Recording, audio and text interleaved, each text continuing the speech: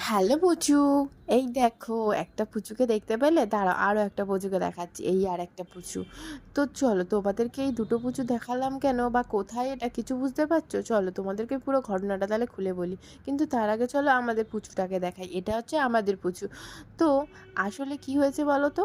ওর না হঠাৎ শরীরটা খারাপ করে গেছে। শরীর খারাপ করে গেছে বলতে কি, ওর ইউরিনালি থেকে হঠাৎ ব্লাড বেরোচ্ছে। তো আমরা তো দেখে ভয় পেয়ে গেছি, তো ভাবলাম চলো ওকে ডাক্তারটা দেখিয়েই আছি। তো সেদিনকে সন্ধেবেলা গেলাম ডাক্তারখানায়।